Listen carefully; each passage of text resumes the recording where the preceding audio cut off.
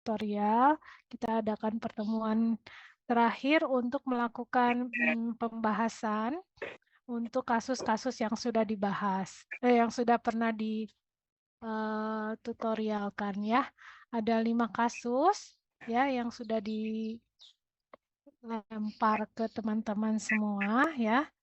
Hari ini kita akan menyamakan persepsi ya untuk semua kelas ya. Oke, hari ini sudah hadir Pak Imam dan Ibu Widya. Bu Wiwit mana Bu Wiwit? Bu Iya, Wiwit ada?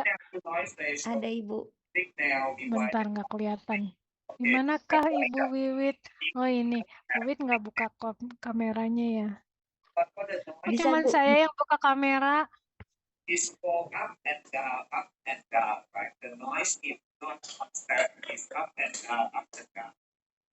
Oke, ya baik. Sekarang kita langsung ke pembahasan aja ya. Kasus ke-1 dan kedua. Kasus ke-1 itu tentang obesitas dan hipertensi ya Bu Wit ya. Kasus kedua tentang hepatitis ya. Kemudian kasus ketiga itu Pak Imam ya. Pak Imam teh tentang ulcus pepticum ya. Kemudian kasus 4 tentang diare akut. Dan kasus kelima tentang amebiasis hepato dan pulmonari. Ya. Kasus pertama Bu Widya akan langsung membahasnya Bu Widya. Boleh? Silakan. Oke, Iya. silakan Bu Widya. Terima kasih Bu Elin. Ya, jadi kasus pertama ini, oh ya nanti saat UAS, maka 5 kasus ini yang akan menjadi poin utama ya. Jadi dibuka-buka lagi presentasinya. Ya. Secara umum, kalau untuk obesitas, ini kasusnya ini obesitas terkait hipertensi. Jadi kasus ini merupakan kasus nyata ya. Kasus nyata dari seorang pria berusia di bawah 40 tahun. Dia mengalami obesitas, namun kemudian dia tidak sadar mengalami hipertensi ya. Ini agak sedikit beda, tapi dia tidak sadar menderita hipertensi karena memang hipertensi ini silent disease ya, tanpa gejala, tanpa pusing-pusing, ya bisa tanpa gejala dan sebagainya, nggak minum obat, akhirnya gagal ginjal akut. Jadi tujuan dari kami memberikan kasus ini adalah untuk meningkatkan awareness tentang bahaya obesitas, di mana yang bahaya dari obesitas itu bukan kondisinya, tapi komplikasinya. Salah satunya ini di pasien yang sudah terjadi, dia menderita gagal ginjal akut akibat hipertensi terkait obesitas yang tidak ditangani. Sekarang sudah cuci darah setiap 2 minggu sekali, kondisinya tetap drop, sekarang mengalami komplikasi paru-paru juga gitu ya akibat ginjalnya. Nah, jadi kalau kasusnya sendiri ini pria berusia 38 tahun ya, BMI-nya tinggi banget di atas 35. Dia datang ke klinik dengan keluhan mudah kelelahan, nafas terengah-engah, ya intinya mah obesitas. Dia mengalami kenaikan berat badan secara signifikan sejak 5 tahun terakhir ya, karena memiliki pekerjaan sedentari ya, mungkin beda dari aktivitas saat mahasiswa, dengan kemudian saat dia mengalami atau memiliki pekerjaan yang sedentari, aktivitas fisiknya kurang sehingga terjadi obesitas dan akhirnya komplikasinya menderita hipertensi. Didiagnosis sejak 1 tahun lalu, namun tidak patuh minum obat. Jadi diagnosisnya ini obesitas dan hipertensi. Kemudian kita apoteker diminta untuk memberikan saran terkait obat-obat yang sesuai untuk pasien tersebut. Nah, dari obesitas sendiri, patofisiologinya, saya hanya mengingatkan lagi, ini sudah dibahas juga ya di tutorial. Jadi obesitas ini bisa obesitas bisa menyebabkan hipertensi itu kan karena beberapa jalur ya. Ada jalur dari retensi natrium dan air gitu ya, karena terdapatnya peningkatan aktivitas renin, angiotensin, aldosteron sistem yang meningkat ya di orang obesitas, sehingga tadi ada terjadi retensi air dan garam, sehingga volume cairan tubuh meningkat. jika terjadi dalam waktu lama akan menyebabkan hipertensi gitu. Jadi first line-nya memang RAS drug ya. Kemudian yang kedua, jalurnya bisa karena inflamasi kronis yang terjadi pada orang obesitas menyebabkan berkurangnya nitrit oksida. Berkurangnya nitrit oksida ini menyebabkan perubahan endotelial. Jadi endotelial dysfunction ya. Endotelial itu adalah lapisan yang melapisi pembuluh darah bagian dalam. Itu disebutnya endotelial. Jadi sehingga saat ada dysfunction pada endotelial, pembuluh darahnya itu nggak bisa bervasodilatasi dengan efektif. Sehingga karena ada endothelial dysfunction menyebabkan vasodilatasi terganggu, menyebabkan vasokonstriksi dan menyebabkan hipertensi. Kemudian ada juga jalurnya ini karena adanya selain tadi ada aktivitas RAS yang meningkat, kemudian endothelial dysfunction, juga ada resistensi insulin juga bisa meningkatkan resistensi insulin, kemudian keadaan resistensi insulin ini dapat mempengaruhi respon tekanan darah, begitu. Sehingga berpengaruh terhadap transport natrium di tubulus ginjal dan bisa menyebabkan obesitas. Nah, jadi teman-teman juga sudah menjelaskan gitu ya, ada bagannya juga. Teman-teman bisa cari ya panduan obesitas Perhimpunan Dokter Hipertensi Indonesia. Di situ juga di presentasi teman-teman juga udah dijelaskan ya bahwa kondisi obesitas itu berkaitan dengan resistensi insulin, leptin, saraf simpatis, RAS, dan disfungsi endotelium, dan ini semuanya merupakan faktor risiko dari hipertensi. Nah, kemudian farmakoterapinya, first line drug-nya ini renin-angiotensin aldosteron system, bisa ACE inhibitor atau MRA, karena adanya aktivasi sistem renin dan peningkatan sensitivitas terhadap garam pada hipertensi terkait obesitas. Lalu baru second line-nya ini bisa pakai diuretik gitu. Kemudian untuk mengatasi obesitasnya semuanya udah benar ya. Karena BMI-nya di atas 27, kemudian ada komorbid hipertensi, sehingga pasien ini membutuhkan terapi farmakologi, begitu, yaitu orlistat, dan tidak ada interaksi ya antara ACE inhibitor misalnya sinopril atau MRA, contohnya spironolakton dengan orlistat, begitu. Itu tata laksana farmakologinya baik untuk hipertensi maupun untuk obesitas. Kemudian kalau non farmakologinya juga udah bagus ya teman-teman, manajemen penurunan berat badan dengan aktivitas fisik, juga kalau perlu ada cognitive behavior therapy, juga penurunan 5-10% berat badan dan modifikasi gaya hidup ini sangat mempengaruhi prognosis dari komorbiditas ya pada pasien obesitas. Begitu, itu tentang obesitas terkait hipertensi ya. Rata-rata sudah tepat, namun ya perlu untuk UAS-nya nanti mungkin perlu diingat-ingat lagi ya patofisiologinya yang tadi ya saya sebutkan, ada peningkatan RAS, kemudian ada endothelial dysfunction jadi vasodilatasi, kemudian hiperinsulinemia. Terus yang perlu diingat-ingat lagi untuk UAS itu adalah obatnya, penata laksaan obatnya ya. Jadi yang pertama itu renin-angiotensin aldosteron ya, berdasarkan panduan Perhimpunan Dokter Hipertensi Indonesia gitu. Jadi walaupun bisa juga memakai CCB, tapi karena ada peningkatan dari RAS ya, aktivitas dari renin-angiotensin aldosteron, jadi terapi lini pertamanya itu pakai ACI dulu ya, ACE inhibitor dulu, dan juga mungkin MRA ya, atau mineralokortikoid reseptor antagonis ya, contohnya spironolakton. Begitu untuk obesitas. Ada pertanyaan?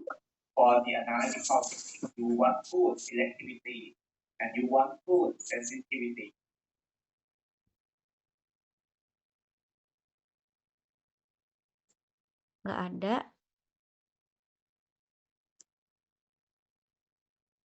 Oke, kalau gitu kita lanjut ya ke kasus yang kedua, yaitu hepatitis B.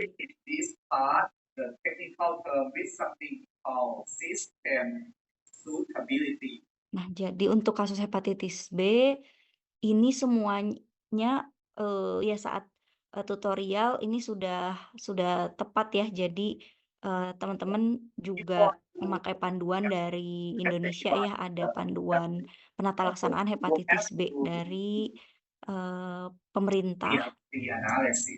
Bentar saya cek dulu ya panduan. Panduan penata laksanaan hepatitis B.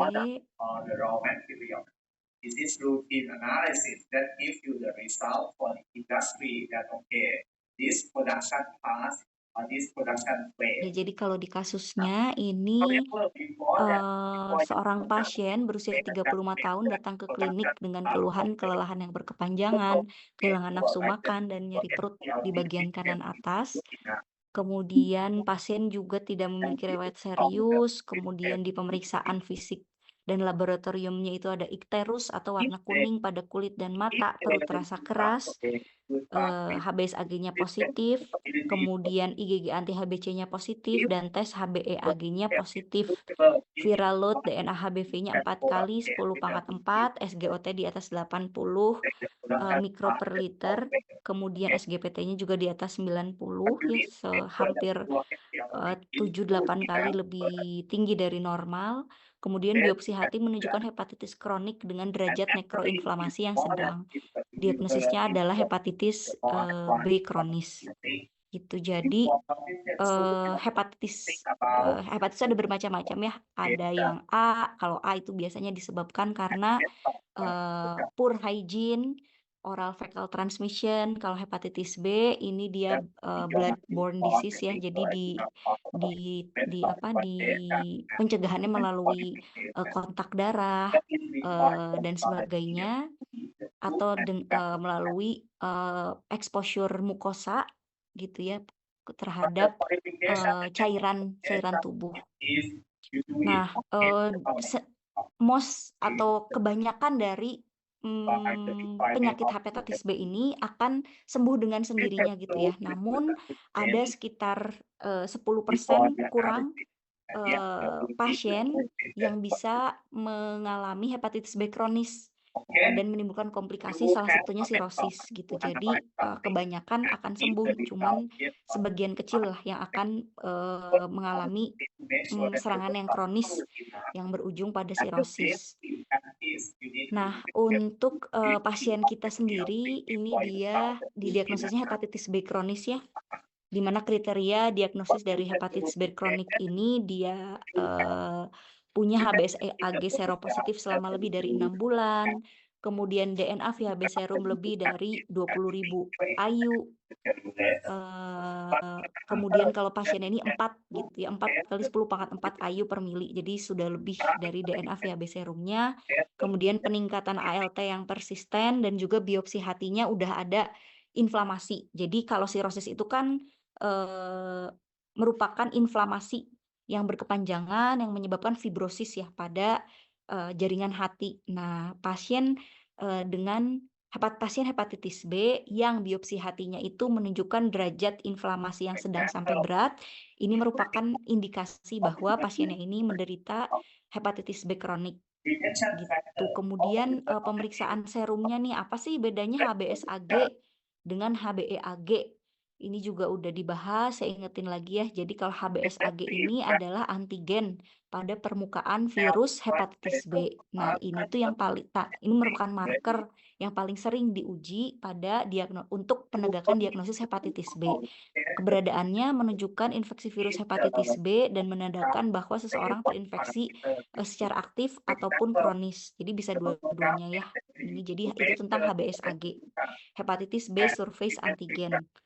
Nah, beda sedikit dengan HbEAg. Maaf, HbEAg ini singkatan dari hepatitis B antigen, adalah antigen terkait dengan virus hepatitis B yang ditemukan dalam darah selama proses replikasi aktif virus, dan keberadaannya menunjukkan bahwa virus hepatitis B ini sangat aktif bereplikasi dalam tubuh. Nah, ini merupakan tanda adanya potensi penularan yang tinggi pada pasien dengan hepatitis B. Jadi dengan kata lain, HBsAg ini mengindikasikan keberadaan virus hepatitis B dalam tubuh yang kalau dia seropositif selama 6 bulan, ya HBsAg-nya positif selama 6 bulan, maka sudah disebut kronis. Sedangkan kalau HBAg ini menunjukkan keberadaan virusnya ini sangat aktif dengan potensi penularan yang tinggi. Nah, kedua antigen ini berperan penting ya dalam pemantauan manajemen hepatitis B. Jadi sebagai indikator apakah manajemen atau penata laksanaan hepatitis B-nya ini berhasil atau enggak. Nah, adapun target terapi dari hepatitis B ini, target idealnya adalah hilangnya HBsAg, kemudian target memuaskannya tidak ditemukannya relapse klinis setelah terapi dihentikan pada pasien HBsAg positif, disertai serokonversi anti HBe yang bertahan gitu ya. Jadi kita ingin sebisa mungkin HBsAg-nya ini negatif gitu ya. Kemudian juga tidak adanya relapse klinis pada pasien HBe yang punya HBsAg positif, yang artinya potensi penularannya itu tinggi banget. Relapse klinisnya itu apa sih? Relapse klinis itu merujuk pada kekambuhan gejala penyakit setelah fase akut gitu. Relapse klinisnya ini gejalanya bisa bermacam-macam ya, bisa mual, muntah, nyeri di abdomen, kelelahan, sakit kepala, gangguan fungsi hati, bisa juga ikterus dan kehilangan nafsu makan. Terus serokonversi anti HBe ini tuh istilah medis yang mengacu pada perubahan status antibodi terhadap antigen hepatitis tadi terhadap HBeAg ya. Jadi ketika HBeAg-nya positif, kemudian dia mengalami serokonversi menjadi anti HBe, ini merupakan tanda yang positif dalam manajemen hepatitis B karena adanya menandakan perubahan dari fase aktif dan replikatif, artinya HBeAg positif itu fase aktif dan replikatif menjadi fase non replikatif atau inaktif begitu. Jadi ini juga salah satu indikator keberhasilan penatalaksanaan hepatitis B. Jadi ada serokonversi dari HBeAg positif jadi anti HBeAg positif. Kemudian secara umum HBeAg negatif seringkali terjadi ketika terdapat penurunan aktivitas replikasi gitu ya. Nah, kemudian kalau HBV-DNA ini menunjukkan keberadaan virus hepatitis B aktif dan reproduksi juga dalam tubuh, dan juga ini bisa juga digunakan untuk memantau respon pada pengobatan. Nah, untuk pasien pasien ini memerlukan terapi karena tadi nggak semua atau kebanyakan pasien hepatitis B ini nggak perlu terapi ya, 90% lebih tuh nggak perlu terapi, dia akan sembuh sendiri. Namun ada beberapa pasien yang harus diterapi, ada indikasi tertentunya ya, ada HBV-DNA-nya di atas 2 kali 10 pangkat 4 dengan ALT 1 sampai 2 kali melebihi batas normal. Nah, pasien kita memiliki kriteria yang memerlukan terapinya ini berdasarkan tadi HBV-DNA-nya itu di atas 2 kali 10 pangkat 4, kemudian tadi ALT-nya 1 sampai 2 kali melebihi nilai normal, kemudian biopsi hatinya juga ada inflamasi sedang atau berat gitu ya, sudah ada fibrosis nih, jadi hatinya ini sudah rusak gitu ya, walaupun belum sampai cirrhosis, tapi sudah hepatitis B-nya ini sudah menggerogoti gitu, sudah menyebabkan inflamasi yang menyebabkan fibrosis derajat sedang, sehingga dibutuhkan terapi. Begitu pilihan terapinya ini teman-teman juga udah bisa memilih ya, ada 2 jenis obat hepatitis B yaitu interferon, kemudian analog nukleosida ya, antivirus. Nah, pilihan terapi yang diberikan pada pasien hepatitis B ini lini pertamanya adalah peginterferon, entecavir atau tenofovir. Jadi terapinya ini menggunakan entecavir 0,5 mg per hari atau tenofovir 300 mg per hari. Kemudian poin penting monitoringnya terapi antivirus analog nukleosida ini sangat beresiko untuk mengalami kegagalan pengobatan karena ketidakpatuhan ya, seperti HIV juga ya.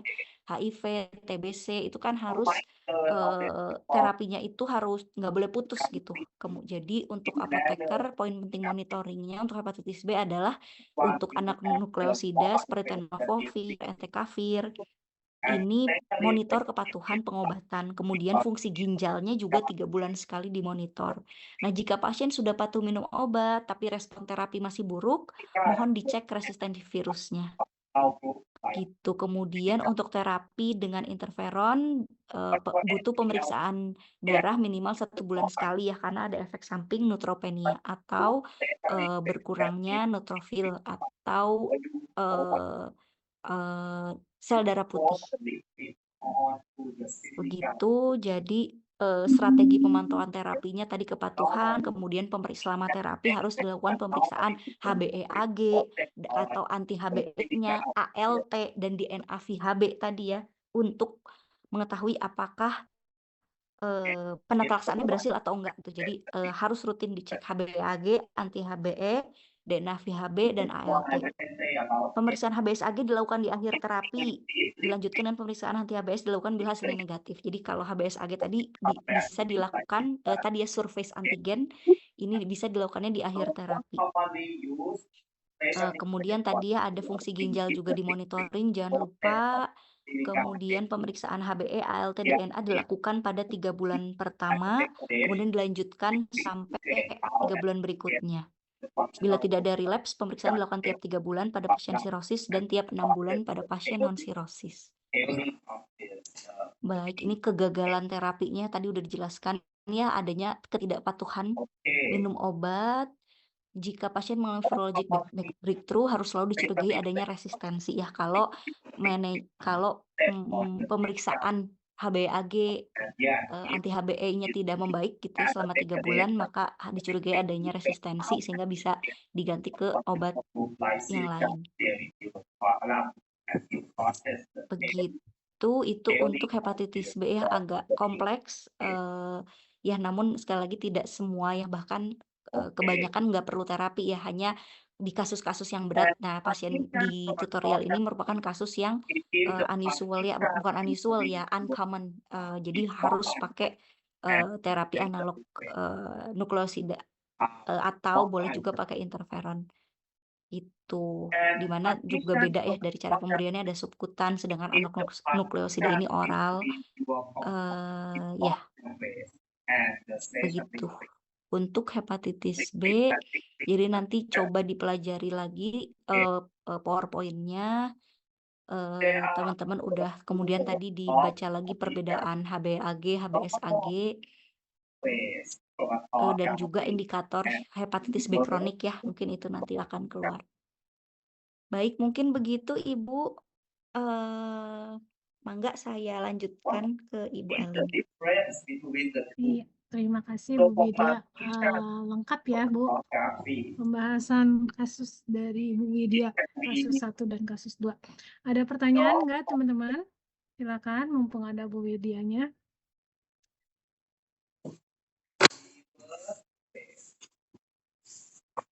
Nggak ada yang komen. Mungkin cukup ya. Oh, ini ada yang ngacung nih. Aditya. Mangga Aditya, silakan. Selamat sore, Buka Bu. dong kameranya, Adit. Selamat sore, Bu. Terima kasih atas tutorialnya. Saya ingin bertanya terkait kasus obesitas. Itu kan pakainya Orlistat.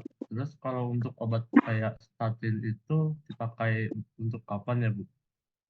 Kan kalau nggak salah selain BMI juga obesitas itu dilihat dari kolesterol juga, sama mungkin kadar yang dikhawatirkan itu kalau misal LDL-nya tinggi gitu. Kalau yang obat statin gitu kapan ya Bu digunakannya? Baik. Itu saja Bu, terima kasih. Ya baik, terima kasih. Siapa namanya ini? Aditya. Aditya. Baik, terima kasih pertanyaannya. Untuk statin maupun obat hiperkolesterolemia ini digunakannya jika ada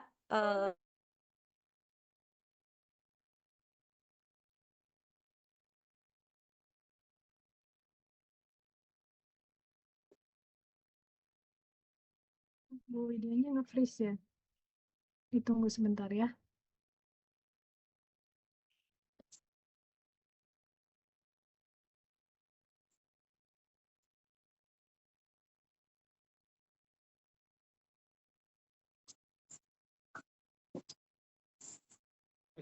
Coba saya bantu untuk ini ya, membahas terkait dengan pertanyaan Aditya Luhung terkait dengan pada saat kapan pasien membutuhkan pemberian obat kolesterol. Yang jelas kalau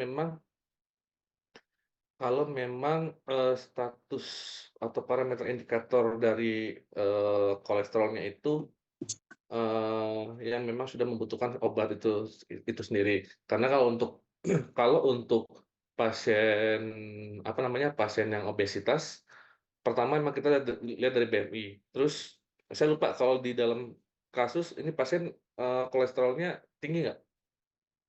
Dit? Enggak kok, di batas-batas Enggak. kalau nggak salah ingat. Oke, ya kalau intinya gini, pasien baru diberikan terapi kolesterol ataupun mungkin kalau misalkan hipertrigliserid gitu ya, semuanya itu diberikan pada saat memang sudah terdiagnosa pasti dari hasil pemeriksaan labnya.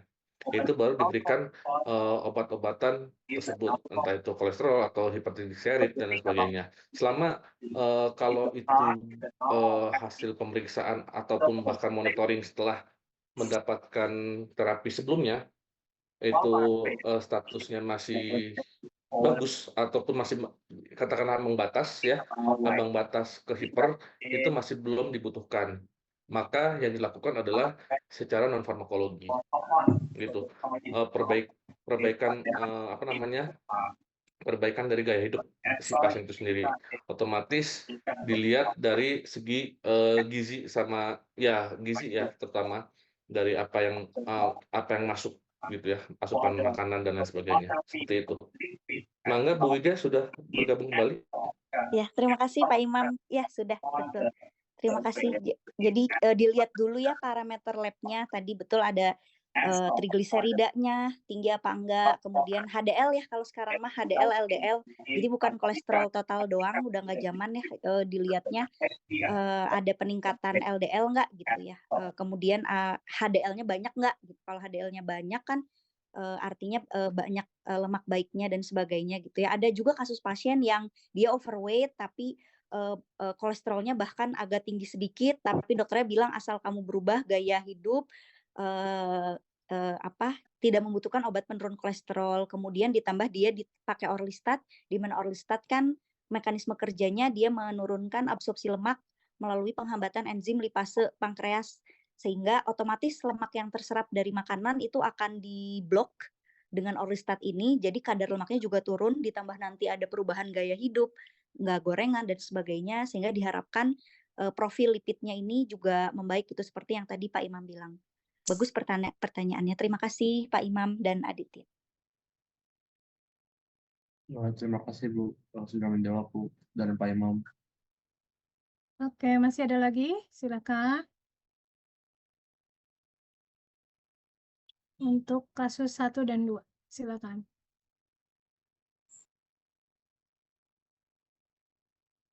Kayaknya nggak ada ya. Oke, kita tunggu aja sambil beralih ke kasus ketiga ya oleh Pak Imam. Silakan Pak Imam. Ya, baik, terima kasih Bu Elin.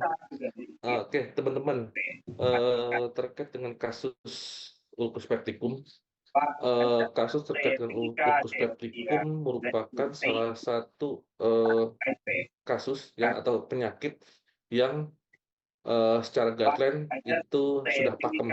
Maksud pakem di sini adalah bisa dikatakan ini berlaku yang ada di entah itu WHO ataupun yang di Indonesia, dan juga termasuk dengan lamanya terapi itu sudah pasti ya. Maksudnya sudah pasti ya, kalau kalian tahu terapinya semuanya rata-rata 10-14 hari, di mana yang diambil adalah 14 hari. Nah, sekilas saya juga ingin coba membahas nanti terkait dengan pada soal-soal UKAI itu sendiri ya. Memang tidak semua penyakit atau terapi yang kita tidak perlu mengetahui, tidak perlu menghafal berapa dosisnya ya, ataupun durasi terapinya ya. kecuali salah satunya adalah terkait dengan ulcus pecticum. Karena kalau ulcus pecticum ini bisa dikatakan guideline-nya sudah pakem dan sudah pasti seperti itu, tidak ada perubahan. Jadi itu yang termasuk kalian harus tahu berapa lama terapi si pasien. Ya, salah satu penyakit yang kita harus tahu lama terapinya berapa dan dosisnya berapa, seperti itu. Jadi di sini yang ingin dititik beratkan adalah kalian harus benar-benar mengerti dari segi guideline terapinya, termasuk berapa lama terapi dan juga dosisnya yang diberikan. Yang jelas yang ada di Indonesia, produk atau obat-obatan yang ada di Indonesia. Ya, biasakan kalian pada saat mengerjakan kasus, ya disesuaikan dengan produk yang ada di Indonesia. Jangan yang tidak ada di Indonesia kalian masukkan, gitu ya, seperti itu. Oke, kalau dari segi kasus ini sangat simpel, ya, sangat simpel. Tapi kalau misalkan tidak jeli, itu bisa dikatakan walaupun memang kalian sudah sesuai dengan guideline, bisa dikatakan terapinya sudah benar, tapi bisa jadi kurang optimal, seperti itu ya. Kurang optimal di sini karena ada pemilihan obat mana yang harus dipakai, seperti itu. Oke, yang pertama di sini kan kalau kita lihat sudah jelas ya pasien mengalami ulcus pecticum yang disebabkan oleh Helicobacter pylori, di mana Helicobacter pylori ini kemungkinan besar itu disebabkan oleh makanan ya, makanan yang masuk. Di mana sebenarnya Helicobacter pylori ini, ulcus pecticum yang disebabkan oleh Helicobacter pylori bisa disebabkan oleh dua cara. Yang satu karena pemakaian obat antiinflamasi ya, NSAID gitu, dan satunya lagi dari lewat makanan. Kalau ini karena dari dari asesmen, bukan asesmen ya, dari gejala dan apa yang disampaikan oleh pasien itu bisa dikatakan karena membeli makanan di pinggir jalan yang tidak higienis, seperti itu. Bisa dilihat juga di sini pasien juga mengalami demam 39 derajat dan diberikan PCT, tapi belum ada perbaikan. Bisa jadi kalau misalkan sudah 2 hari bahkan 3 hari diberikan obat demam tapi demamnya tidak turun, itu kemungkinan besar adanya infeksi, seperti itu. Ditambah lagi di sini kadar leukositnya juga tinggi. Jadi ini menunjukkan adanya infeksi, gitu ya. Sebenarnya infeksi karena virus atau bakteri itu bisa dilihat dari status pemeriksaan darah hematologi, bisa dilihat dari imunnya, neutrofil dan lain sebagainya, basofil dan lain sebagainya, seperti itu. Kalau di sini kalian sudah dibantu dengan kata-kata dengan tes Helicobacter pylori positif. Tambah lagi ada riwayat resisten terhadap clarithromycin. Oke, di sini dokter meminta rekomendasi terapi yang tepat sesuai dengan kondisi pasien. Oke, dengan kondisi seperti ini, kalau misalkan ada penyakit penyerta, ada komorbid, ataupun kaitannya pertanyaannya di luar pengobatan lini pertama, itu sudah benar-benar ranahnya apoteker. Ya, bisa dikatakan kalau pertanyaannya terkait dengan obat lini pertama, itu dokter sudah tidak meminta rekomendasi ke apoteker, karena kompetensi dari seorang dokter itu sudah mengetahui pengobatan lini pertama, gitu ya. Jadi kalau misalkan ada pertanyaan terkait dengan lini pertama, pengobatan, dokter minta rekomendasi, itu sama saja dokter tersebut bisa dikatakan tidak kompeten. Nah, kecuali dengan kondisi seperti ini, ada riwayat resistensi, ada riwayat misalkan mungkin ada penyerta-penyerta lainnya, itu adalah baru apoteker di situ merekomendasikan, seperti itu. Oke, kalau terkait dengan sebenarnya kalau di sini saya biasa kalau misalkan menyelesaikan suatu kasus dengan metode SOAP ya, teman-teman sudah biasa ya, metode SOAP seperti yang semester sebelumnya. Jadi sudah jelas subjektifnya ya, subjektif dan objektifnya apa. Subjektifnya terkait dengan gejala dan riwayat, gitu ya.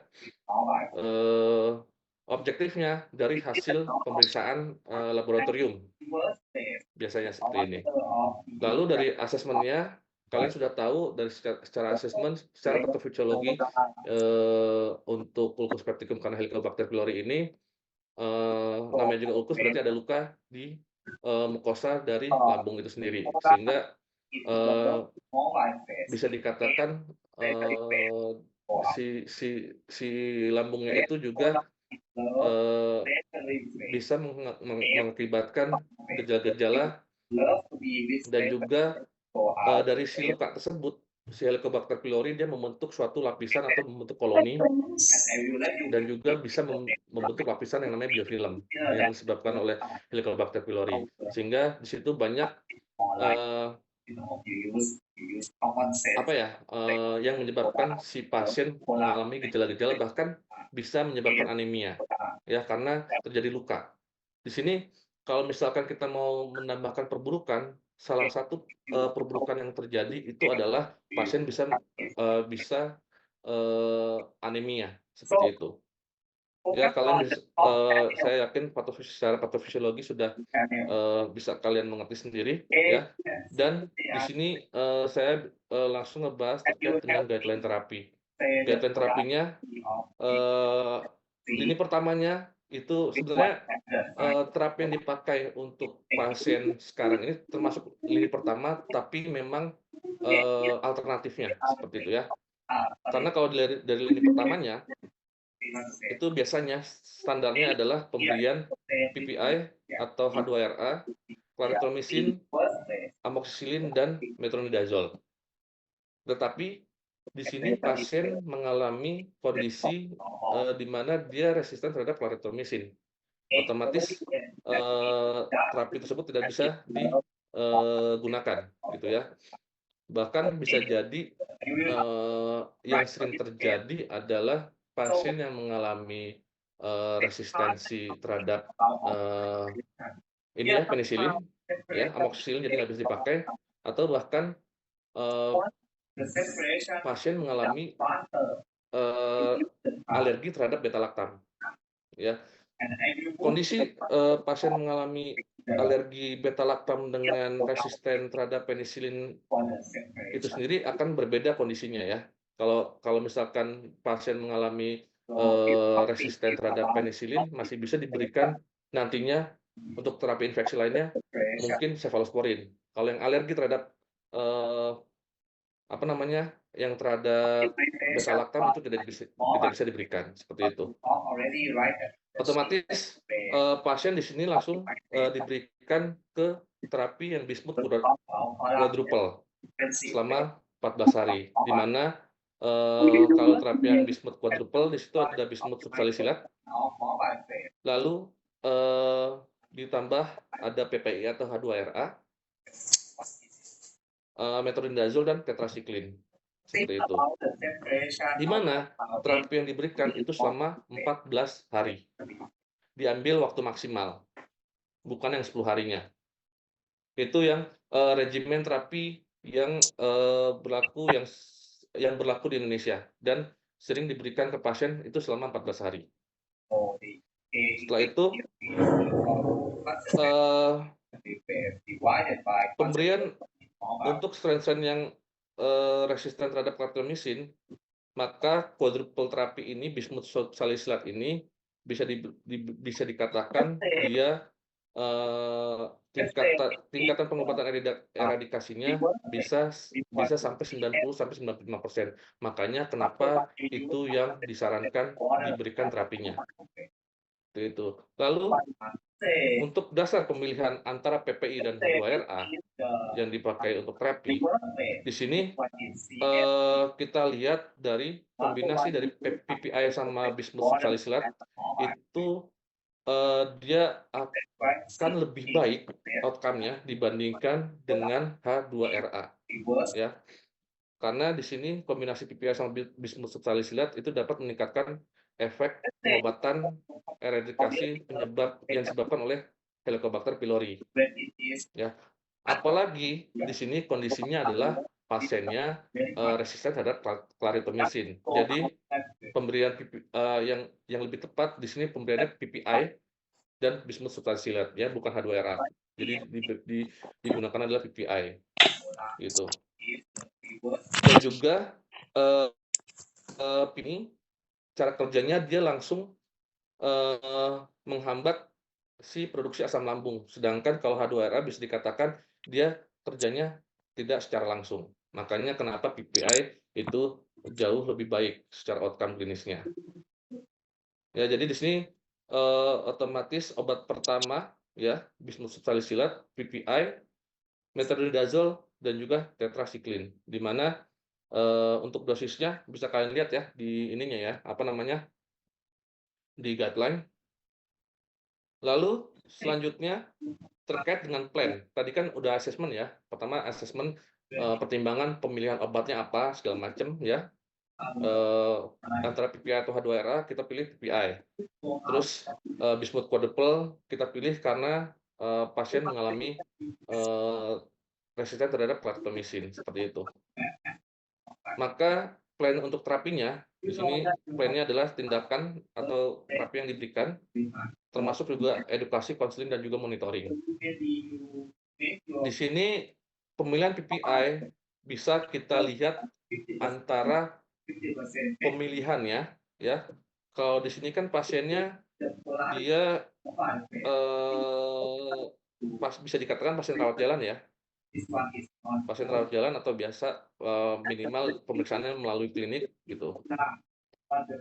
Pemilihannya antara lansoprazol atau omeprazol.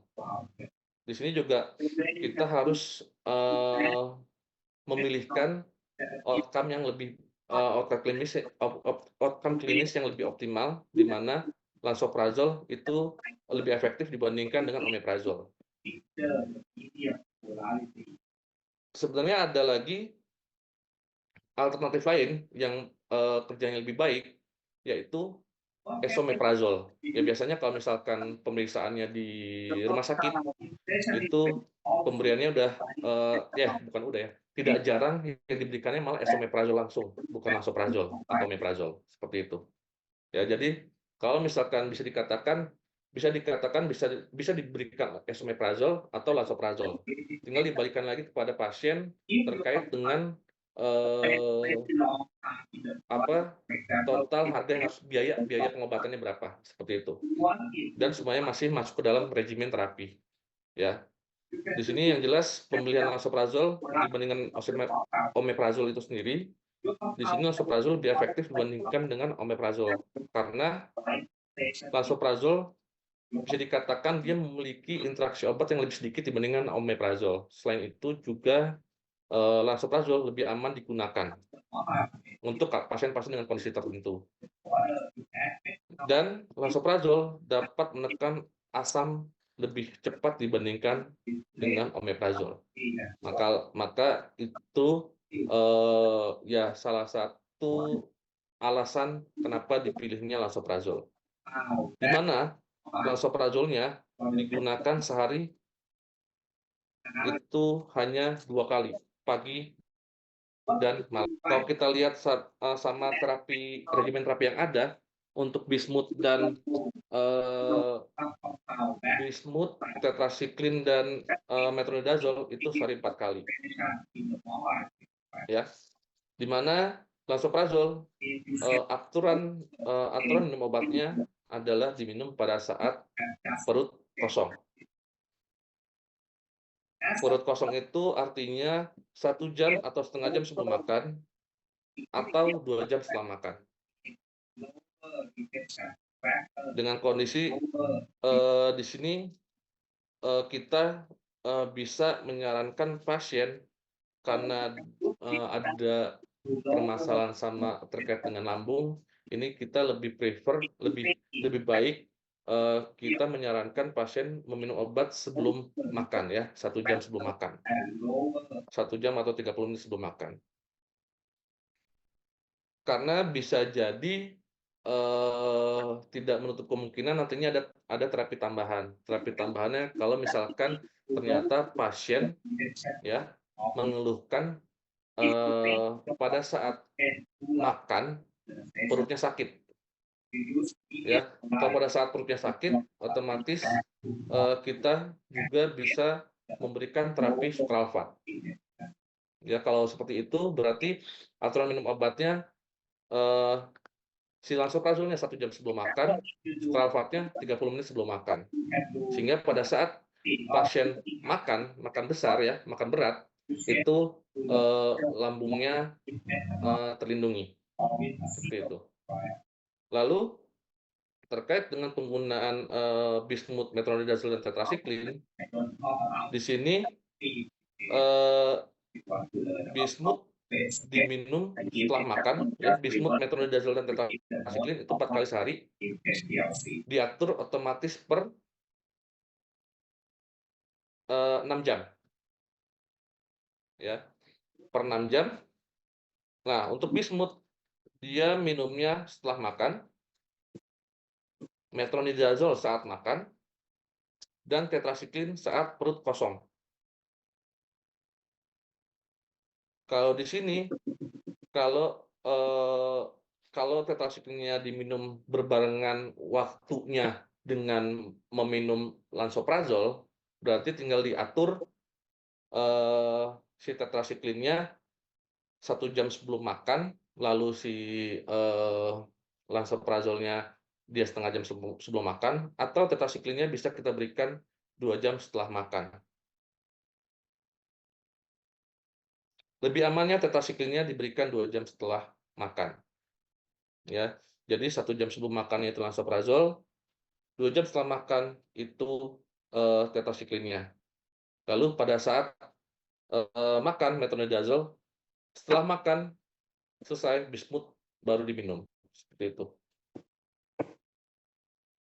Lalu untuk konselingnya, di sini yang saya lihat rata-rata semuanya itu standar template 3 prime question hanya dilampirkan di PPT gitu ya, tanpa penjelasan yang lebih jelas seperti apa. Di mana di sini yang harus ditekankan adalah setelah 3 prime question itu selesai kita tanyakan, kita harus melakukan asesmen lebih lanjut terkait dengan kondisi pasien.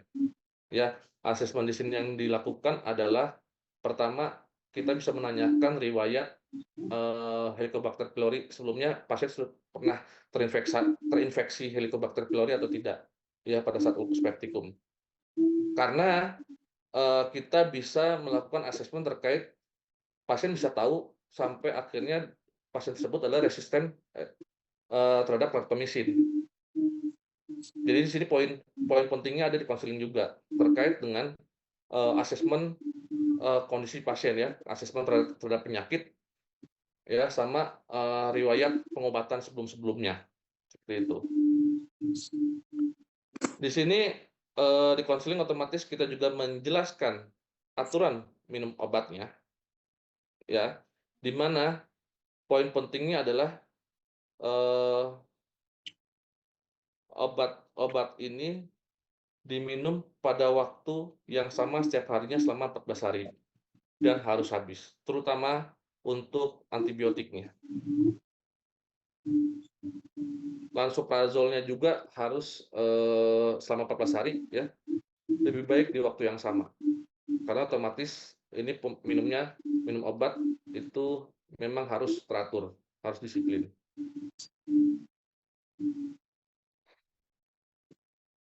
Lalu kalau tidak ada perbaikan ya, itu juga kita beritahukan tidak ada perbaikan di sini adalah terkait entah itu demamnya ya, dan juga gejala-gejala lainnya.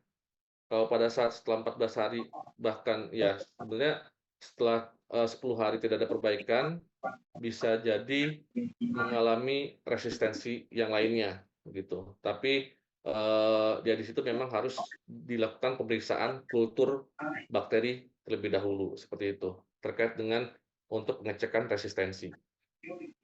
Dan juga konselingnya standar terkait dengan non farmakologi untuk menghindari makanan yang penyebab kenaikan asam lambung ya, entah itu pedas, kafein atau minuman-minuman lainnya yang menyebabkan kenaikan asam lambung, ya bahkan bisa mengiritasi lambung juga seperti itu.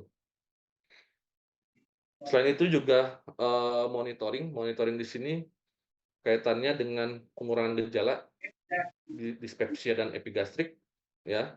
Kemungkinan efek samping obat di sini kita juga harus memberitahu efek samping obat yang paling sering muncul, ya, paling sering muncul di pasien gitu. Walaupun sebenarnya setiap pasien itu akan berbeda, tidak semuanya mengalami hal tersebut, tapi kita juga harus melakukan edukasi pemberian informasi obat terkait dengan efek samping yang paling sering muncul. Selama efek samping tersebut tidak mengganggu aktivitas pasien, itu tidak masalah gitu ya. Yang benar-benar harus dipantau adalah kalau memang efek sampingnya itu jadi mengganggu.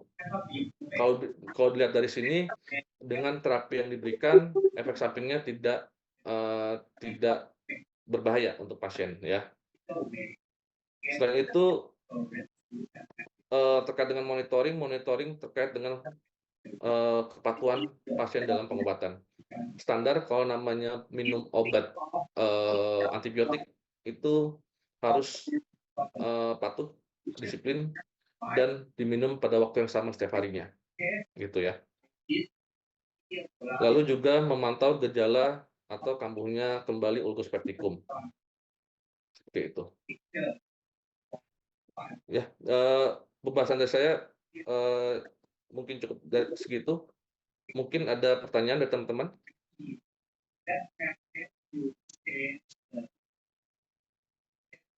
Mungkin kalau untuk yang shift B harusnya sudah jelas ya, yang sama saya. Mungkin untuk teman-teman yang shift A, C atau internasional. Apabila ada pertanyaan, mangga. Oke, kalau tidak, saya kembalikan ke Bu Elin. Mangga Ibu. Atur nuhun. Oke, hatur nuhun Pak Imam, jelas ya. Untuk kasus ketiga sudah dibahas secara komprehensif oleh Pak Imam. Tidak ada pertanyaan untuk Pak Imam? Kayaknya nggak ada ya, karena nggak ada yang ngacung. Oke, untuk selanjutnya kita bahas kasus keempat ya. Oke, kasus keempat ini adalah tentang traveler's diarrhea ya. Jadi pada kasus ada seorang mahasiswa kedokteran yang melakukan perjalanan dalam misi kesehatan sebelumnya. Dia mungkin bepergian ke daerah yang endemik ya. Kemudian walaupun masih muda, umurnya 22 tahun, tapi dia sudah menikah ya, tinggalnya dengan istrinya. Kemudian maka di kasus ada petunjuk nih ya, diarenya berdarah ya, kurang lebih 5 kali per hari. Kemudian ada sakit perut ya. Kemudian ada mual selama 4 hari terakhir itu ya. Kemudian ada keluhan demam intermittent ya. Demam intermittent itu adalah on off ya demamnya. Kemudian ada mulut kering katanya gitu ya. Kemudian sebagai catatan juga disebutkan bahwa dia tidak pernah menerima vaksinasi atau pengobatan apapun sebelum melakukan perjalanan ya, jadi maksudnya spesifik untuk mengatasi penyakit karena perjalanan, jadi dia tidak ada persiapan vaksinasi. Kemudian dia tidak menerima antibiotik dalam 5 tahun terakhir. Juga dia telah menjalani semua vaksin rutin ya, jadi vaksin rutin dia sudah jalani. Ya, dan ini ya pernyataan bahwa dia tidak menerima antibiotik dalam 5 tahun terakhir ini jadi perlu jawab pertanyaan pada kasus ini. Kemudian dari riwayat medis sebelumnya dia dinyatakan memiliki alergi, kemudian ada depresi dan juga ada kecemasan. Kemudian dia alergi terhadap Cipro ya. Kalau menggunakan Cipro, dia mengalami gatal dan sesak napas ya. Kemudian demamnya 39 derajat Celcius, hasil pemeriksaan tanda-tanda vital, kemudian tanda-tanda umum relatif normal ya, tidak ada masalah. Kemudian dari hasil ya data objektifnya, hasil temuan di labnya ada indikasi dia mengalami infeksi ya, leukositosis, leukositnya tinggi. Kemudian apa lagi ya?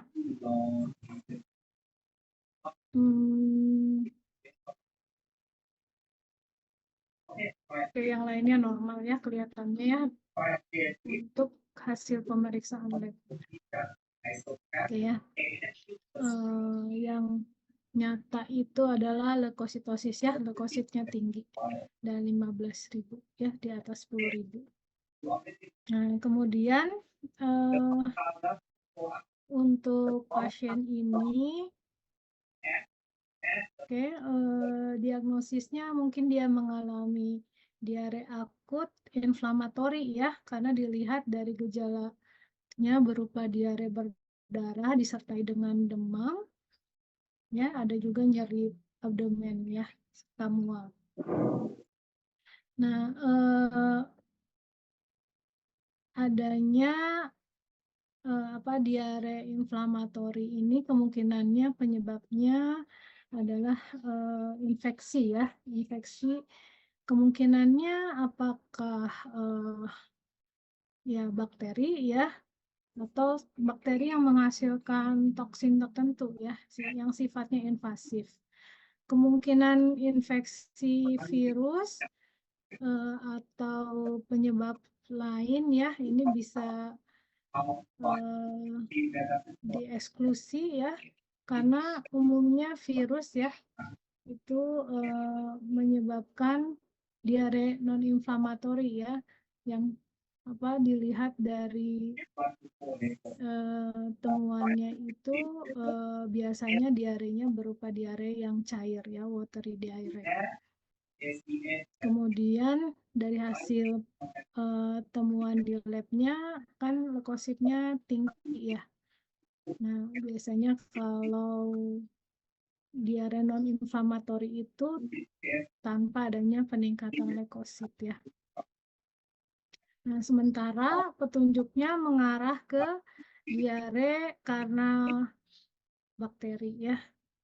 Jadi teman-teman kalau dilihat di pustaka ya, hasil penelusuran ada referensi, teman-teman bisa lihat IDSA ya. Ada nggak yang udah nemu IDSA ya? IDSA itu adalah Infectious Disease Society of America ya.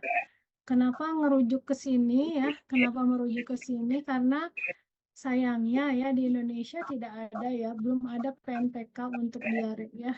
Nah, kalau saya nggak salah gitu ya, belum ditemukan ya adanya PNPK diare ya.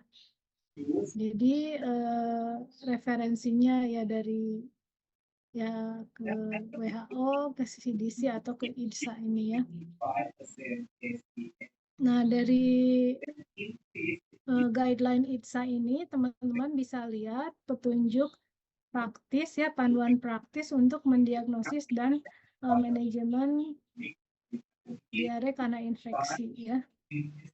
Oke, untuk pasien ini sementara diagnosisnya ya, karena diarenya itu berdarah, maka kemungkinannya yang paling potensial itu adalah bakteri ya. Bakteri dan parasit ini ya. Bakterinya apa? Kemungkinannya bisa Salmonella, bisa Shigella, Campylobacter, atau E. coli yang menghasilkan toksin Shiga, kemudian Clostridium difficile ya. Kemudian ada parasit Entamoeba histolytica gitu ya. Kemudian di referensi itu disebut kemungkinan juga bisa Yersinia gitu ya untuk diare yang berdarah. Nah, pada kasus saya tambahkan juga soal itu untuk membantu memberikan petunjuk menggiring ya supaya teman-teman belajarnya fokus ke diare karena bakteri ya. Maka saya berikan pilihan di sana ya, ada apakah norovirus atau Clostridium difficile atau salmonella gitu ya. Nah, norovirus tadi sudah disampaikan, norovirus itu kalau dari gejalanya biasanya watery ya, diare yang cair gitu ya.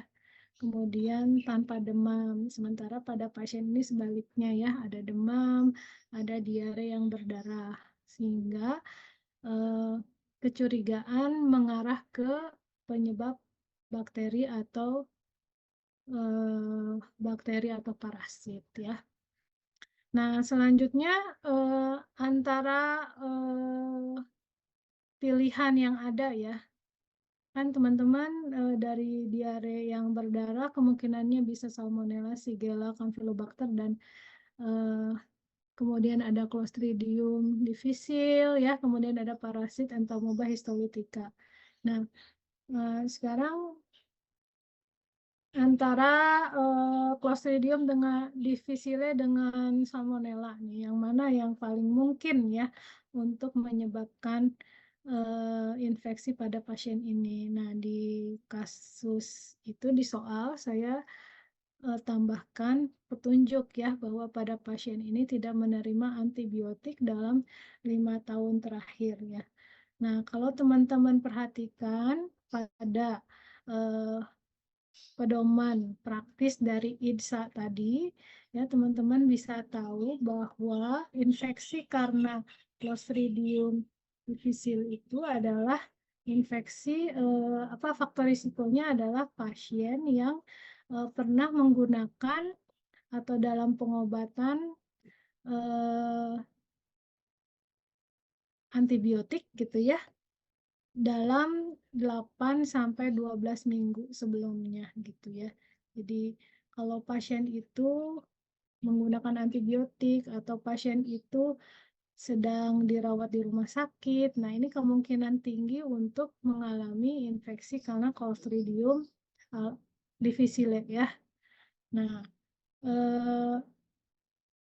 pada pasien ini karena dia tidak menggunakan antibiotik pada sebelumnya, dalam histori sebelumnya ya, dalam 5 tahun terakhir bahkan ya, maka dieksekusi ya pilihan yang Clostridium difficile itu ya, Clostridium atau Clostridioides difficile ini bisa dieksekusi ya. Jadi untuk pertanyaan nomor 1, organisme yang menyebabkan diare berdarah pada kasus ini adalah Salmonella ya. Ya sebetulnya tidak hanya Salmonella ya, kemungkinannya masih ada lagi penyebab yang lain ya.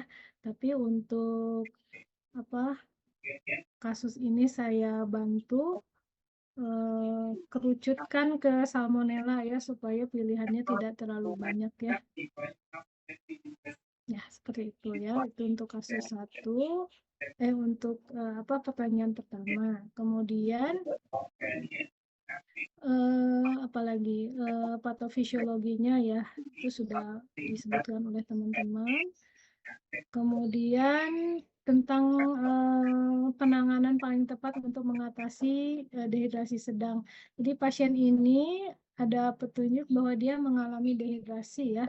Jadi ada mulutnya kering gitu ya. Penanganan apa yang paling tepat? Penanganan yang paling tepat sesuai dengan rekomendasi praktis dari IDSA tadi atau dari CDC, yaitu dengan memberikan oralit ya, oral rehydration solution ya. Tuh, kemudian regimen antibiotik empirik yang direkomendasikan ya. Ini pertanyaannya ya.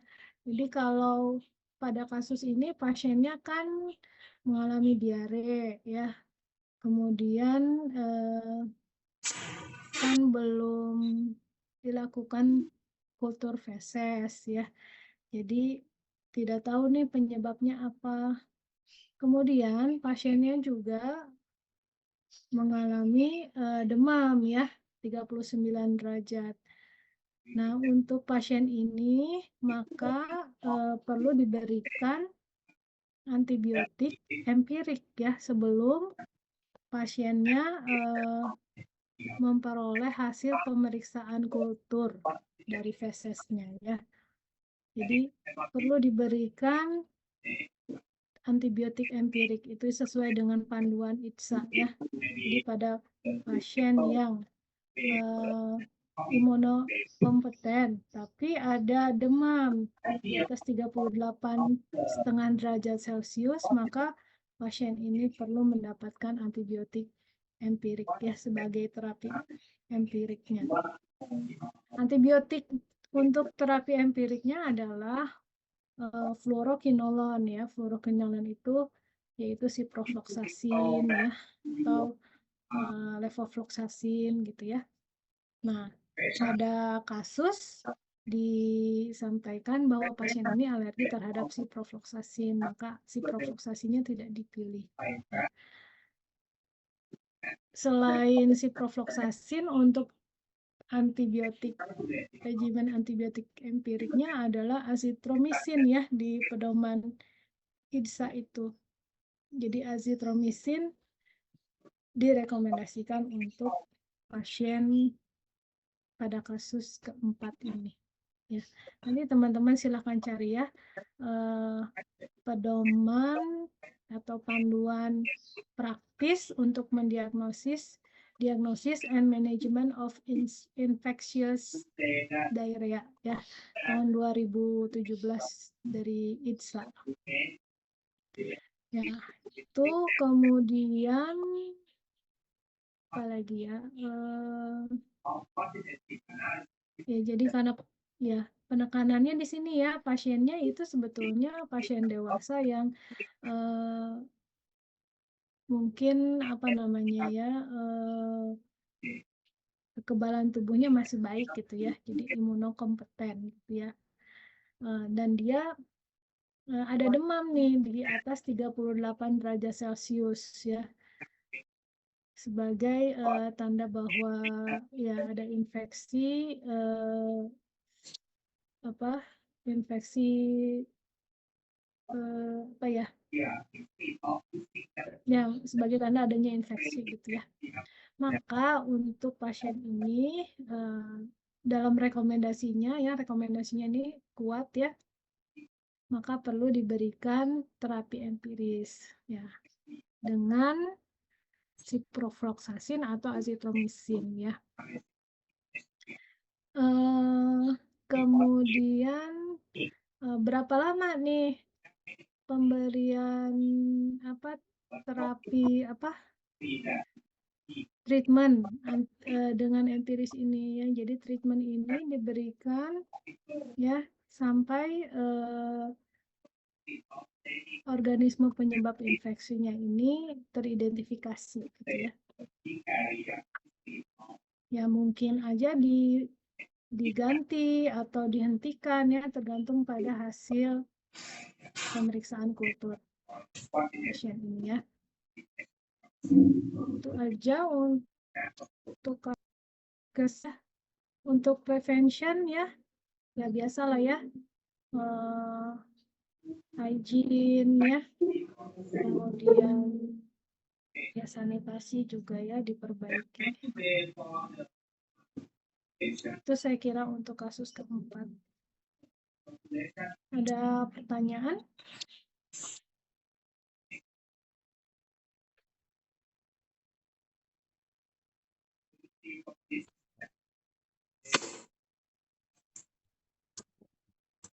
Ya. Oh iya, mangga Pak Imam mau sholat dulu ya. Oke, selanjutnya kasus kelima ya.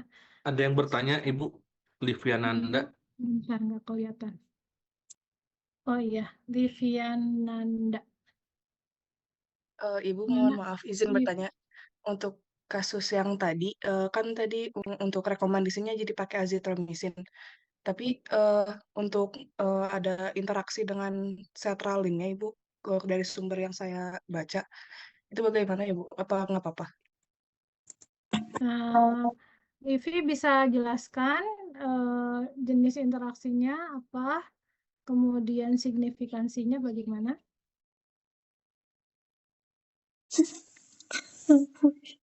Baik Dari Ibu. ya. Untuk interaksinya itu azitromisin bisa meningkatkan efek cetirizin dari efflux transporternya Ibu. Meningkatkan apa? Boleh diulang, maaf. Meningkatkan efek cetirizin Ibu. Meningkatkan efek cetirizin. Terus mekanisme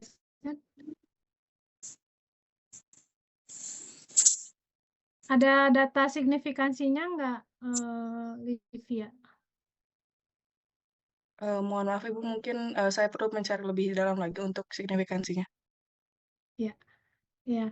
Jadi ya kalau teman-teman mendapatkan data tentang interaksi obat, berarti itu sebagai awareness ya, tingkat untuk meningkatkan tingkat kewaspadaan kita ya. Apa namanya? Ya interaksi mungkin terjadi ya. Ya, pasien ini kan dia menggunakan obat rutinnya cetirizin tadi ya. Terus tadi Livia menyampaikan ada laporan si obat antara cetirizin dengan azitromisin. Saya belum cek ya interaksi obatnya. Saya tampung dulu ya, Livia ya. Nanti kita lihat apakah cetirizинnya di sementara menggunakan azitromisin gitu ya. Tapi azitromisinnya juga ada jangka pendek ya, bukan jangka panjang. Ya, nanti dilihat dulu ya signifikansi, termasuk kita lihat signifikansinya ya. Apakah interaksinya ini menyebabkan, apakah interaksinya ini bisa di-manage ya dengan memberikan pada interval waktu yang jauh gitu ya, misalnya kalau cetirizine pagi, antibiotiknya malam gitu ya. Mungkin kemungkinan apa bisa dilakukan ya manajemen itu. Ya walaupun ada interaksi, tapi dengan mengatur kapan obat itu diberikan, ini bisa diatasi ya. Tapi kita lihat dulu ya signifikansinya apakah akan menyebabkan interaksi yang menyebabkan resiko yang mayor ya atau minor gitu ya. Kemudian nanti ditimbang mana yang lebih besar manfaatnya atau kerugiannya gitu ya. Kalau manfaatnya lebih besar maka mungkin tetap diberikan, tapi cetirizine-nya mungkin bisa juga dihentikan dulu sementara ya gitu kan. Apa namanya, cetirizine-nya bukan yang prioritas gitu ya, misalnya gitu ya, bisa diatur demikian. Sementara nanti saya cek dulu ya tentang interaksi cetirizine dengan azitromisinnya, bagaimana signifikansinya. Nanti itu akan mempengaruhi mungkin ke manajemennya, apakah tetap diberikan kedua-duanya, atau misalnya cetirizine-nya dihentikan dulu sementara, kemudian atau bisa dengan dua-duanya diberikan tapi dikasih interval gitu ya, yang panjang, misalnya yang satu yang pagi, yang satunya malam gitu ya. Ini mungkin dilakukan. Kira-kira seperti itu jawabannya ya, Livi. Apakah menjawab? Menjawab Ibu, terima kasih banyak untuk jawabannya. Ya, makasih. Ada lagi pertanyaan?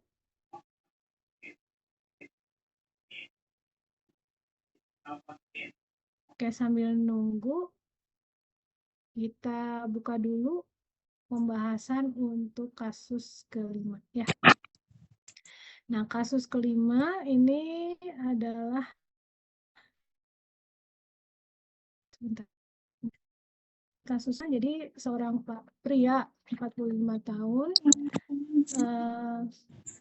datang dengan keluhan demam tinggi, menggigil selama 15 hari ya. Kemudian ada sakit perut di hipokondrium kanan selama 7 hari. Kemudian dia datang ke rumah sakit, dirawat, tapi kemudian dirujuk ke rumah sakit kedua ya dengan keluhan nyeri perut yang semakin hebat dan ada juga nyeri saat menarik napas dalam ya. Pasien punya riwayat disentri 1 bulan sebelum penyakit ini. Dia juga perokok, dia pecandu alkohol. Kemudian dari pemeriksaan fisik ditemukan bradikardia. Kemudian ada edema ya, bilateral pitting edema. Kemudian ada tanda-tanda dehidrasi. Kemudian abdomennya tegang, ada nyeri hipokondrium kanan ya, dan pada daerah epigastrium. Ada hepatomegali ya. Kemudian dari auskultasi ditemukan adanya suara napas yang menurun di paru-paru kanan bawah bersama dengan adanya gesekan pleura ya. Dari hasil diagnosis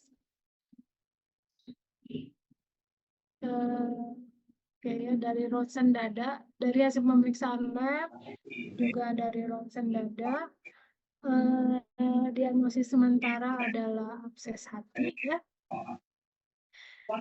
Dan ada diagnosis diferensial. Jadi diagnosis diferensial ini ya diagnosis lain gitu ya, kemungkinan dari penyebab sakitnya pasien ini, diagnosis lainnya ya. Diagnosis diferensialnya adalah abses bakteri, abses TB, kemudian ada neoplastik ya. Kemudian drainase perkutan dipandu ultrasound dari abses juga sudah dilakukan. Kemudian dilakukan pemeriksaan kultur bakteri ya. Hasilnya negatif ya, 48 jam inkubasi. Nah, jadi pasiennya diduga bukan abses hati karena bakteri, namun karena abses hati karena amuba ya. Si pemeriksaan batuk dan dahak ya, juga dilakukan pemeriksaan hemaglutinasi indirect ya.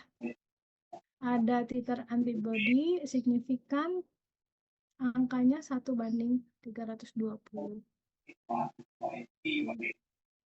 Kemudian diagnosis terakhirnya pasien mengalami hepatopulmonary amebiasis. Jadi amebiasis yang terjadi di hepar dan pulmonaria paru-paru ya. Seperti teman-teman ketahui bahwa ya amebiasis ekstraintestinal ini ya bisa terjadi karena trofozoid ya, bentuk aktif dari amuba itu menginvasi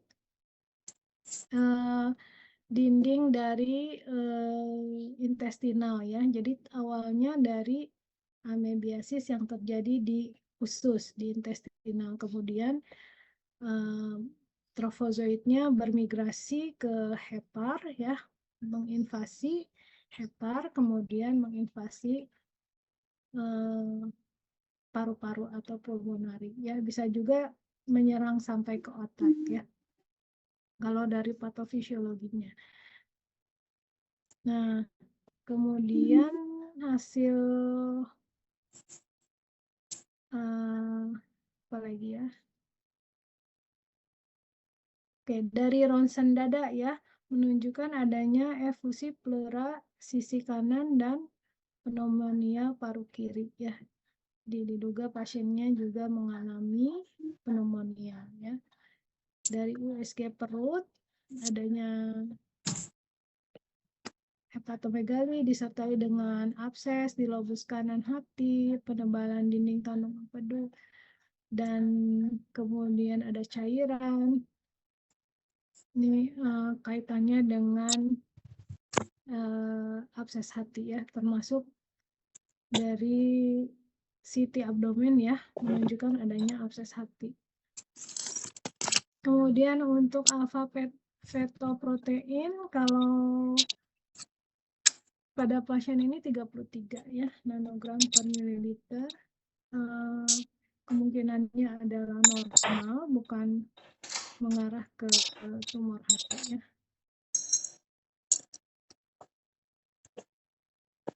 Oke, itu jadi kemungkinannya ya, itu penjelasan tentang penyakitnya ya. Jadi amebiasis pada hati dan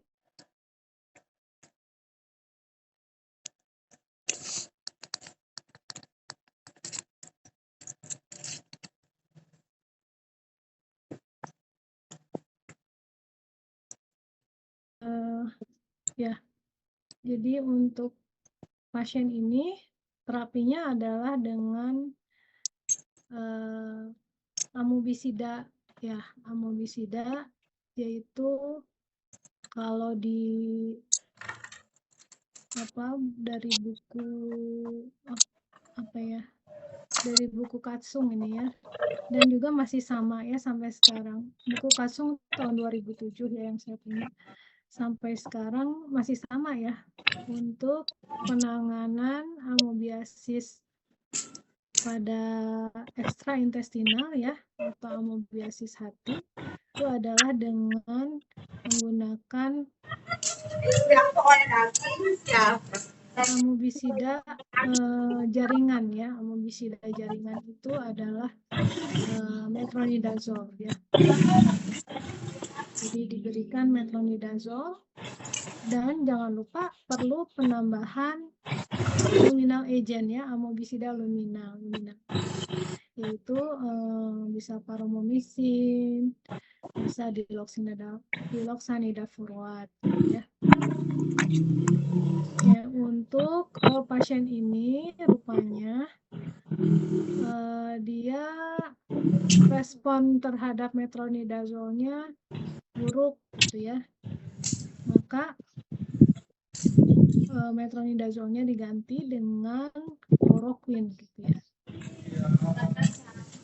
Oke, jadi di awalnya dia mendapatkan antibiotik dan metronidazole ya. Antibiotik itu karena terapi empiris ya, diduga diagnosisnya adalah abses karena bakteri ya. Diberikan itu ya oleh dokter yang merawatnya. Setelah diagnosisnya tegak ya, penyebabnya adalah amebiasis ekstraintestinal ya, amebiasis hati dan amebiasis paru, maka pemberiannya adalah amobisida jaringan. Karena metronidazolnya tidak efektif pada pasien ini ya, maka perlu diberikan chloroquine. Oke, itu ya, chloroquine dan juga luminal agent, itu secara dari panduan ya. Itu untuk manajemennya. Kemudian ya, pada pasien juga didiagnosis mengalami juga pneumonia ya. Ini bukan penyakit yang utama kita bahas ya, Tapi pada pasien ini ada penyertanya pneumonia yang didapat di rumah sakit, gitu ya. Dugaannya ya, pneumonia yang didapat di rumah sakit. Maka sesuai dengan panduan ya, untuk pneumonia yang didapat di rumah sakit ya, di Piro ada, di PNPK pneumonia juga ada ya. PNPK pneumonia itu ada sama ya, untuk pasien yang memiliki resiko mortalitas yang rendah, kemudian faktor risiko MDR-nya juga rendah, maka terapinya adalah dengan antibiotik ya. Ada dari PNPK itu, dan di Piro juga sama ya, ada beberapa list antibiotik yang dapat diberikan. Ada piperacillin, tazobactam, ada cefepime, ada levofloxacin, imipenem, meropenem gitu ya. Dan kemudian ya karena misalnya faktor risiko untuk terinfeksi oleh MRSA lokal ya di rumah sakit itu tidak diketahui mungkin ya, maka dapat diberikan tambahan ya, untuk panduan dari PNPK ada ya, penambahan vancomycin atau linezolid ya. Di Piro juga ada ya, vancomycin dan linezolid untuk tambahan pada antibiotik yang sama yang tadi disebutkannya. Nah, kasus ini diperoleh dari laporan kasus di jurnal ya. Jadi kasusnya ini real. Ya, pada kasus yang real ini pasien mendapatkan obat sama ya, piperacillin sama tazobactam, dan kalau nggak salah ditambahin amikacin ya, dan pasien itu recovery ya, mengalami perbaikan, dan pada konsul berikutnya dinyatakan bebas dari amuba ini. Itu ya. Kemudian saya rekomendasikan teman-teman untuk membaca ya, mempelajari PNPK pneumonia juga ya. Dari PNPK pneumonia teman-teman bisa mendapatkan informasi yang komprehensif ya terkait penanganan untuk pneumonia contohnya pada pasien ini ya.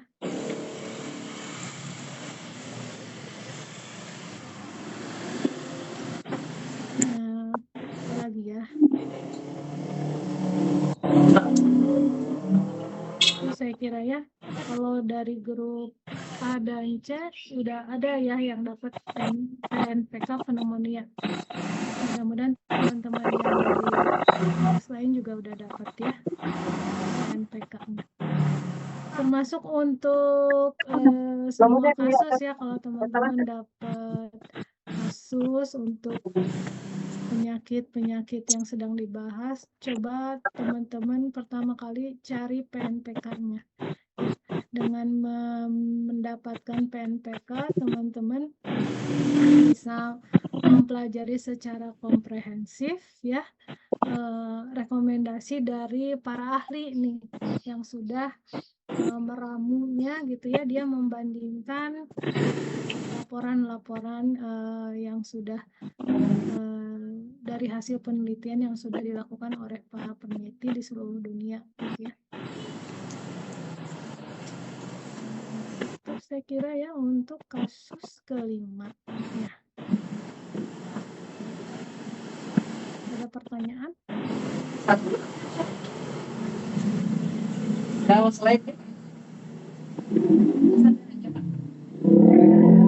Imam, Bu Widya masih ada? Ya, Bu. Ya, mangga Pak Imam gimana? Kayaknya udah, nggak ada yang tunjuk tangan juga. Udah gelap ya, udah 5:30. Ya.